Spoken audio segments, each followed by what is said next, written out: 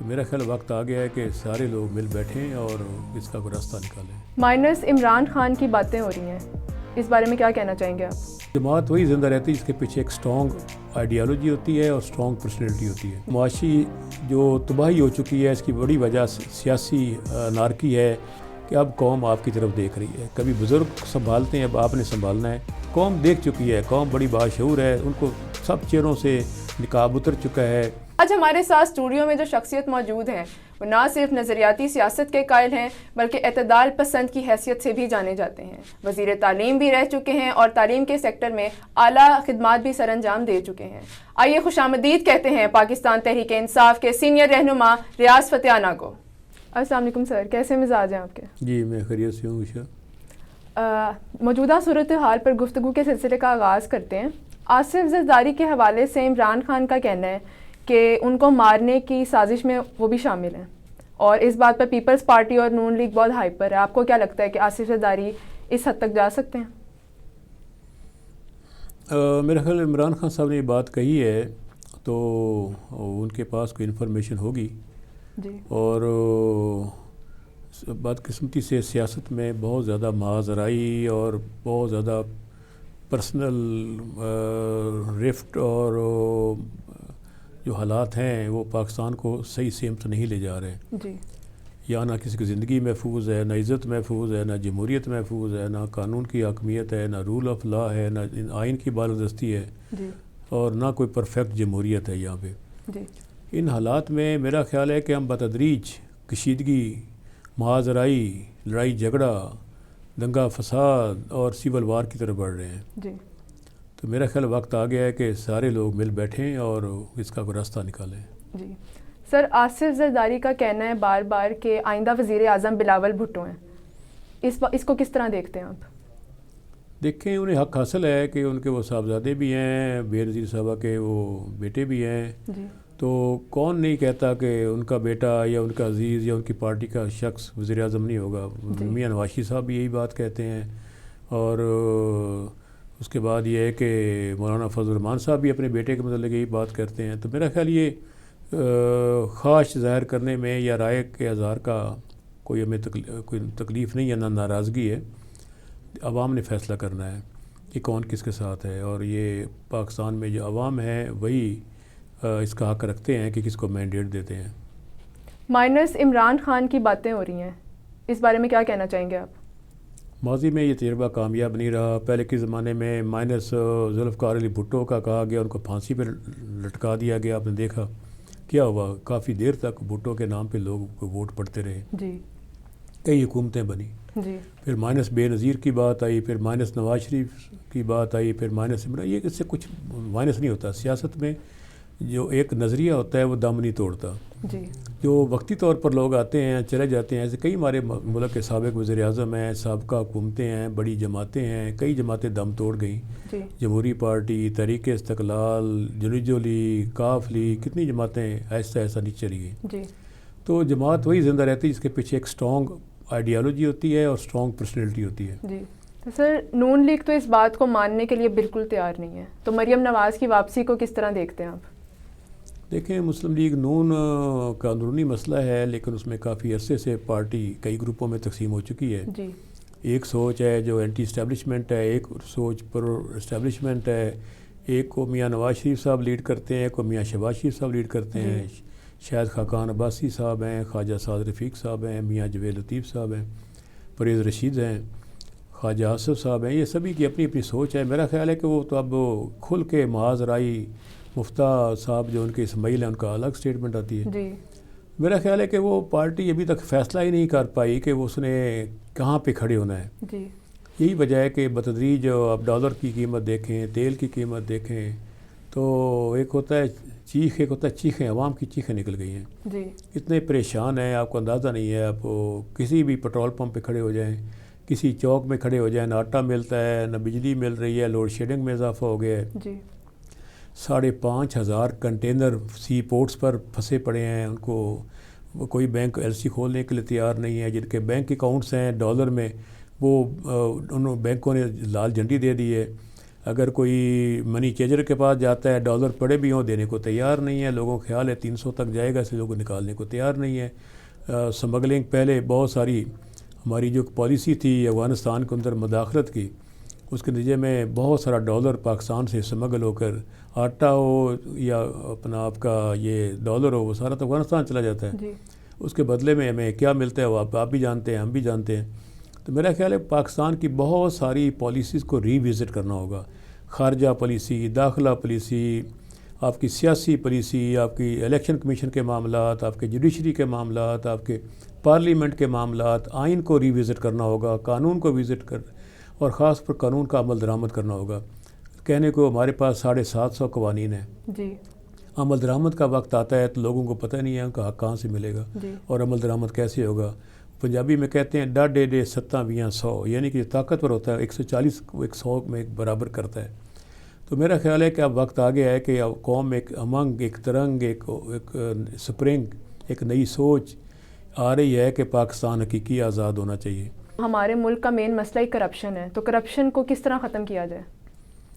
دیکھیں پاکستان کا مسئلہ صرف کرپشن نہیں ہے، جی پاکستان کا مسئلہ بد انتظامی، اپنے اختیارات سے تجاوز، جی یہاں پہ غیر جمہوری رویے، یہاں پہ اداروں کا اپنی ذمہ داریاں نبھانے سے اجتناب، یہاں پہ انسانی حقوق کی ناگفتہ بے حالت، یہاں پہ قانون سب کے لیے ایک جیسا نہ ہونا، یہاں پہ VIP کلچر، یہاں پہ کرپشن کے علاوہ جو ہے غربت، ناداری، افلاس، علاج کے بہتر مواقع نہ ہونا، تعلیم کے مواقع بہتر نہ ہونا، یہ ایک گمبھیر مسائل ہیں، ایک مسئلہ نہیں ہے، یہاں پہ الجھا ہوا نظام ہے، جی ایک سے مسئلہ نیا نکلتا ہے، دوسرے سے تیسرا، تیسرے سے چوتھا، ایک لائن کیو میں ہم کھڑے ہوئے ہیں جہاں مسائلستان، پاکستان کا نام اب مسائلستان لوگ کہنے لگ گئے ہیں۔ جی تو وقت آ گیا ہے کہ ابھی بھی ٹھیک ہو سکتا ہے۔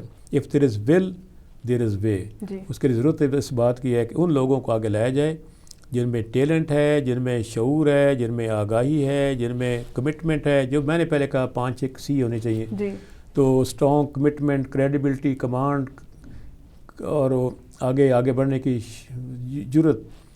پاکستان ابھی بھی ایک وائبل، ایک مضبوط، ایک توانا، ایک جمہوری، ایک انسانی حقوق کے رول آف لا کے تحت ایک پروگریس، پیس اینڈ پراسپیرٹی کے ساتھ آگے بڑھ سکتا ہے۔ جی سر، پنجاب اور KP کی اسمبلیاں توڑنا ایک درست فیصلہ تھا، کیا لگتا ہے آپ کو؟ اس پہ کافی ڈیبیٹ ہو چکی ہے۔ میرا خیال اس کا بنیادی مقصد یہی تھا کہ ملک میں عام انتخابات کی راہ ہموار کی جائے، جی چونکہ معاشی جو تباہی ہو چکی ہے اس کی بڑی وجہ سیاسی نارکی ہے اور سیاسی عدم استحکام ہے۔ سیاسی عدم استحکام اس لیے نہیں آ رہا کہ عوام کو موجودہ حکومت پہ اعتماد نہیں ہے، اس لیے بیرون ملک پاکستانی بھی اب پیسے نہیں بھیج رہے پاکستان میں۔ اس لیے ضرورت اس بات کی ہے کہ نئے انتخابات ہوں، وفاقی صوبائی اکٹھے کروا دیے جائیں، ایک بااختیار اور مکمل طور پر غیر جانبدار الیکشن کمیشن ہو، فری ڈیورنگ اور پوسٹ پول ریگنگ نہیں ہونی چاہیے، دھاندلی نہیں ہونی چاہیے، عوام کو موقع دیا جائے اپنی نمائندگی، اپنے نمائندوں کو چننے کا، ہر شخص ووٹ ڈالنے لازمی جائے اور اپنی ووٹر لسٹوں کو بھی دیکھے، اپنا ان کو بھی شعور دینا چاہیے، ٹریننگ ہونی چاہیے ورکرز کی بھی، سیاسی کارکن کو بھی آگے آنا ہے، سول سوسائٹی کے کارکن کو بھی، میڈیا کو بھی۔ یہ تمام لوگ اگر آپس میں مل کر آگے بڑھیں گے، جی مل کر نہیں بھی بڑھیں گے، اپنا اپنا رول ادا کریں سبھی، اور خاص طور پر میں نوجوان نسل سے کہوں گا کہ اب قوم آپ کی طرف دیکھ رہی ہے، کبھی بزرگ سنبھالتے ہیں، اب آپ نے سنبھالنا ہے، آگے بڑھیں۔ اگر آپ کے ماں باپ لکیر کے فقیر بنے ہوئے ہیں، تعصبات سے باہر نہیں نکل رہے تو ان کو جھنجھوڑیں اور ان کو سب سے پہلا جہاد اپنے خاندان کے اندر ہر نوجوان کرے جی اور ان کی سمت نظریے کی اور سوچ کی اور فلسفی کی درست کرے، پھر باہر نکلے اور ارد گرد کے لوگوں کو، اپنے محلہ، گلی، گاؤں سب کو ٹھیک کرے۔ تو میرا خیال ہے سبق ایک شعور، ایک موومنٹ، ایک تحریک، تو پوری قوم کو ایک تحریک میں جانا ہوگا، اور تحریک یہی ہے کہ انتخابات اور صحیح نمائندوں کا چناؤ اور سیاسی استحکام اور پھر معاشی استحکام اور پھر ویلفیئر اسٹیٹ۔ سر، لانگ مارچ کا سلسلہ اگر نہ رکتا اور عمران خان پر قاتلانہ حملہ نہ ہوا ہوتا تو آج ملک کی کیا صورتحال ہوتی؟ دیکھیں اسی کام کو روکنے کے لیے ان پر قاتلانہ حملہ ہوا۔ وزیر آباد میں دیکھا کئی لوگ، ایک شہید ہوا ہمارا کارکن، کئی لوگ فائرنگ کرنے والے تھے، ایک نیچے تھا، کوئی اوپر بالکونی پہ تھا، کوئی دائیں بائیں تھا، جی اور آپ نے دیکھا کہ DPO گجرات نے کیا ڈرٹی رول ادا کیا، اور وہ اس نے جس طرح ویڈیو بنوا رہا ہے، شیئر کر رہا ہے، FIR سابق وزیر اعظم کی درج نہیں ہو رہی، تو یہ اس کو اور کیا کہتے ہیں؟ اسی کو تو کہتے ہیں کہ یہ ملک جو ہے یہ تباہی کی طرف جا رہا ہے۔ بالکل، جب آپ کو حق نہیں ملتا، آپ اپنا مقدمہ درج نہیں کروا سکتے، فنڈامنٹل رائٹ ہے آپ کا، تو یہ ساری باتیں اس بات کی خمازی ہیں کہ پاکستان کو دھکیلا جا رہا ہے بند گلی میں۔ یہ کون سا بین الاقوامی ایجنڈا ہے، کون سا ملکی ایجنڈا ہے، کون کون اس میں استعمال ہو رہا ہے، کون کون نادانی میں استعمال ہو رہا ہے، اور کون کون شعور اور آگاہی کے تحت استعمال ہو رہا ہے، تو میرا خیال ہے وہ کسی کو سمجھانے کی ضرورت نہیں، ایک ہر بندے کی سوچ ہے کہ ان کے ساتھ زیادتی ہو رہی ہے۔ جس طرح آپ نے بھی کہا کہ پاکستان ٹیکنیکلی ڈیفالٹ کر چکا ہے، اور کہا جا رہا ہے کہ ڈیفالٹ کے قریب بھی ہے پاکستان، اور مہنگائی نے غریب عوام کی کمر توڑ دی ہے، تو آپ کو کیا لگتا ہے کہ اگر اس صورتحال میں الیکشن ہوتے ہیں اور آپ کی حکومت آتی ہے تو اس چیز سب کو کیسے، نظام کو کس طرح بہتر بنائیں گے؟ آپ کا بہت اچھا کویسچن ہے کہ اگر آپ آئیں گے تو کیا کریں گا۔ دیکھیں ہمارے پاس $6 ارب تھا گارنٹی، جی، $3 ارب سعودی عربیہ کا، 2 UAE کا، 1 چائنا کا، جو ہم رکھ سکتے ہیں، خرچ نہیں کر سکتے، اس میں سے ہی ہم نے آدھا خرچ کر لیا ہے۔ جی، ہمارے فارن ریزرو جو ہے وہ $3.7 بلین رہ گیا ہے، اور بینک خالی ہوتے جا رہے ہیں، ہنڈی کا کاروبار تیز ہو گیا ہے، اور ابھی ڈالر 300 پر 350 تک پاؤنڈ اسٹرلنگ کی قیمت جا رہی ہے، روپیہ بے قدر ہوتا جا رہا ہے، معیشت بیٹھتی جا رہی ہے، بے روزگاری 10 لاکھ مزدور بے روزگار ہو چکا ہے ادارے بند ہونے سے، اور انڈسٹری بند ہوتی جا رہی ہے، کاروبار بیٹھ گیا ہے، امپورٹر سارے میں چلے گئے ہیں، ایکسپورٹ ہو نہیں رہی، تو یہ ساری چیزیں جو ہیں پاکستان کو تباہی کی طرف، یہ پتہ نہیں کون سے ایجنڈے پہ ہمارے کچھ لوگ کام کر رہے ہیں جو پاکستان کو دھکے دے کر گمنامی کی طرف اور تباہی کی طرف لے جا رہے ہیں۔ تو قوم دیکھ چکی ہے، قوم بڑی باشعور ہے، ان کو سب چہروں سے نقاب اتر چکا ہے، اور اس میں یہی حل ہے کہ اب جب ہمیں اقتدار ملے گا تو ہمارے پاس ٹیم ہے، ہمارے پاس اسٹرانگ لیڈرشپ ہے، ہمارے پاس بہتر وائزڈ کمٹمنٹ ہے، اوورسیز پاکستانی ہمارے ساتھ کھڑے ہوئے ہیں، اور دیکھیں اگر سپوز اگر 1 کروڑ اوورسیز پاکستانی ہے تو 95 لاکھ ہمارے ساتھ بیٹھا ہوا ہے، وہ انہوں نے وعدہ کیا کہ ہم ٹیکنالوجی اور سرمایہ پاکستان لے کر آئیں گے، یہاں پہ انویسٹمنٹ ہوگی، بند انڈسٹری چل پڑے گی۔ ہمارے دور میں جب ہماری حکومت آئی ہے 2018 میں تو 8 گھنٹے ٹیکسٹائل انڈسٹری چلتی تھی، ہمارے دور میں 24 گھنٹے چلی، $5 ارب کی ٹیکسٹائل مشینری امپورٹ کی گئی، اتنی لوگوں کی بچت ہوئی، اتنے لوگوں کو روزگار ملا۔ اس وقت تقریباً 4 لاکھ کے قریب پاور لوم انڈسٹری بند ہو چکی ہے، آپ کے سامنے ہے، ٹریکٹر اب نہیں بن رہے، نہ کوئی کاریں بن رہی ہیں، نہ موٹر سائیکل بھی بند ہونے جا رہے ہیں، تو یہ ساری چیزیں جو ہے نا، یہ تو بے روزگاری ہوگی تو پھر لوگ بھوکے مریں گے، تو ڈاکے زنی ہوگی، راہ زنی ہوگی، جرائم میں اضافہ ہوگا، دہشت گردی کے واقعات میں اضافہ ہوگا۔ تو یہ میرا خیال ہے کہ ہاتھ جوڑ کے میں کہوں گا PDM حکومت سے کہ آپ ناکام ہو چکے ہیں، آپ ڈیلیور نہیں کر سکے، آپ چھپ رہے ہیں، کبھی کسی کے پیچھے نہ چھپیں، عزت احترام کے ساتھ سیاست کرنا سیکھیں، ہمارے ساتھ بیٹھیں، ہم ڈائلاگ کرنے کے لیے تیار ہیں قومی سطح پہ۔ اس میں چیف جسٹس سپریم کورٹ یا صدر مملکت آگے بڑھے، اور صدر مملکت خود 3 مسلح افواج کے سربراہ بھی ہیں، اس طرح کے ادارے کی نمائندگی بھی کر رہے ہیں، پاکستان کی ریاست کے سربراہ بھی ہیں۔ سب سے پہلے انہیں صوبائی اسمبلیوں کے انتخابات کی تاریخ دینے کے لیے بات کرنی چاہیے۔ دونوں گورنر صاحبان آرٹیکل 6 کی وائلیشن کر رہے ہیں، کیونکہ رول